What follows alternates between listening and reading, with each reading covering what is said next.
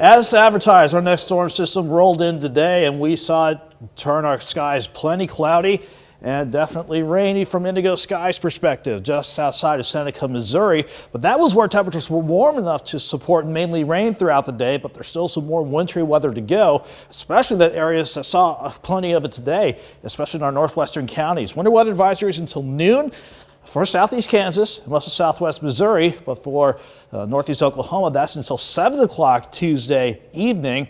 We have gotten past the first main wave of moisture. It's continuing to push out of southwestern parts of Missouri. Still some light rain, maybe a little bit of light freezing rain trying to mix in. Everyone else just seeing light drizzle, maybe a few flurries, and a little bit of freezing drizzle as well. All on the backside of our first major wave of moisture that brought us plenty of rain today.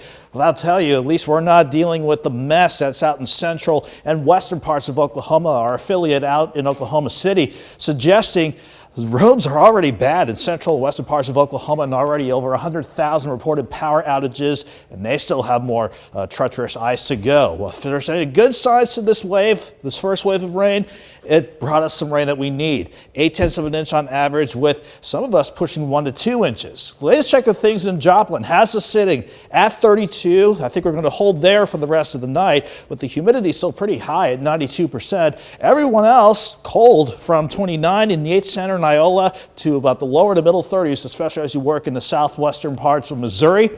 We're not done with the system just yet, even though it looks quiet out in central and western Oklahoma. They're getting freezing drizzle out there. Wave number 2 is getting its act together now out in New Mexico. Not seeing the main storm system on the surface map, although showing plenty of cold air in place.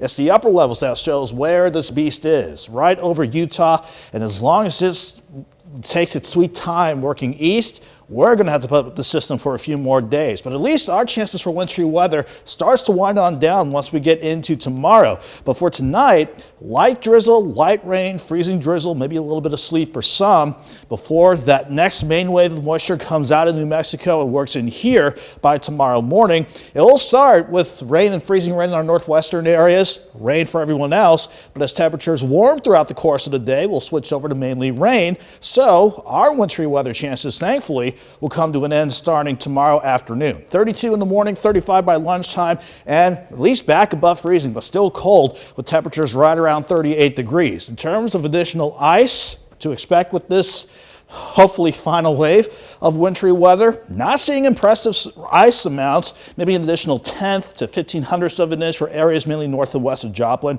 And if any of this tries to result in more snow, maybe 1/2 inch or less for Chanute, Neodesha, Uniontown, points north and west from there. Quick glimpse of the 7-day before I toss it back over to you, Jordan. Let's go 51 with still some rain around with the storm system working through. 49 and dropping, but the rain clears out Thursday evening. Drying out for the weekend, 56 on Friday, looking good, and 61 for Halloween. Not much ice is a good thing, of course. I'm thankful compared for to that. central Oklahoma, they're getting hammered, but at least it's dodging us. You mentioned Oklahoma. Oklahoma was getting hit with severe weather earlier today, and Oklahoma